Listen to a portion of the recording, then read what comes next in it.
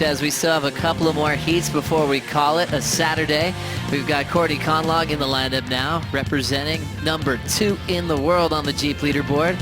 Tatiana Weston-Webb, the talented Goofy Foot, putting together a solid second year on tour already off of them. We more commonly see her dad sitting by, but I think he took an event off, so she said this event was going to be a little bit of a different feel.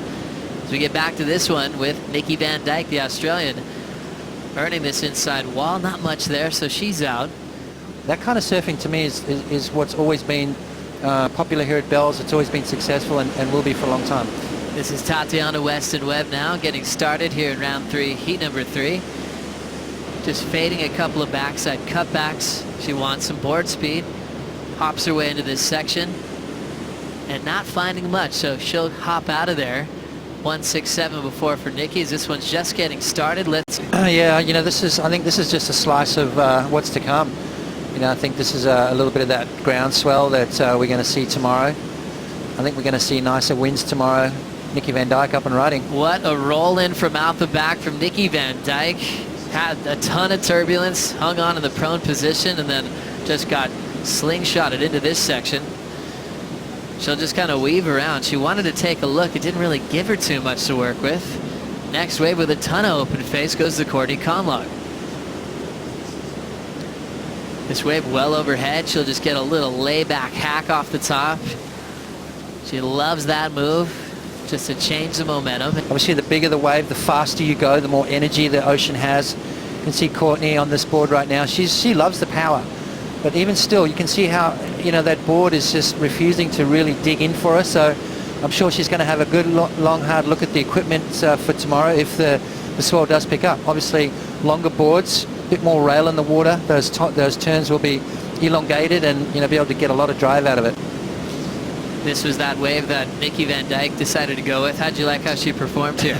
Yeah, I mean, this is a tricky wave to ride, Joe. That was a difficult takeoff, and then you can see there just, I think it was just more of a just get a wave under your belt, you know, try and create some sort of rhythm. Well, we see a little wave popping up as Rosie will be watching this one from the channel. This is Nikki Van Dijk, the Victorian.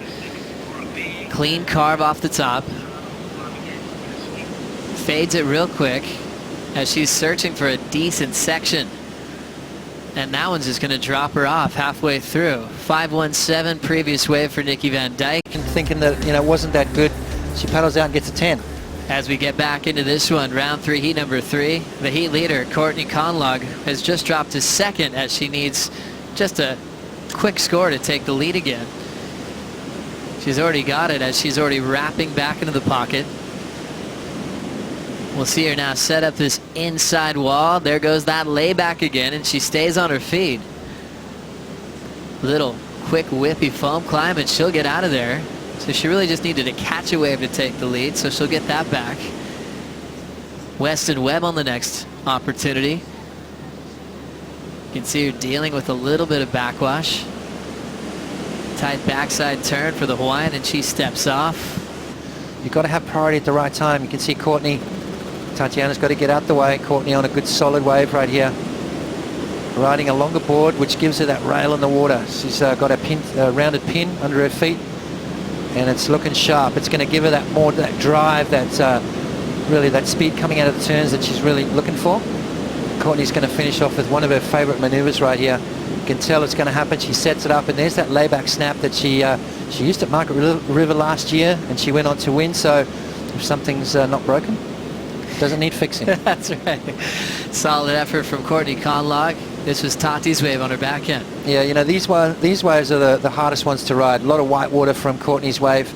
Courtney's wave was a little bit bigger, so it pushed a lot wider on the reef, which then left that white water for Tatiana to deal with. You can see how bumpy and lumpy, and a lot harder to set your rail, a lot harder to get those nice clean maneuvers, and then hence a lot harder to put a good score on the board. So Tatiana did well riding that one, but I think she's going to have to go back to the drawing board. Board choice was such a big one, and Bells Beach was the setup for a lot of breakthrough movements with equipment over the years. This is Van Dijk. Full roundhouse wrap as she's setting up this inside corner, keeping that flow moving rail to rail. A 9.33 will get her the lead, so she might end up going for broke if she gets the chance. Still slopey on the open face. She'll keep driving through her turns. Little setup, snap, and she's out of there. Victorians are proud of her, that's for sure. Let's have a look at this wave from Nikki. She's looking for close to perfection. 9.33 required, and a little bit of a sleepy start on this wave here, but look at the rail work that she's got going. She has just improved so much with this part of her surfing, keeping that board flowing, keeping those fins engaged, driving off that back foot, and that's what you got to do out here at Bells Beach. Out on the open face, set that rail, drive back into the power source, use that white water to then catapult you with speed out on the open face. So, you know, it's not going to be a huge score for Nikki, but I like the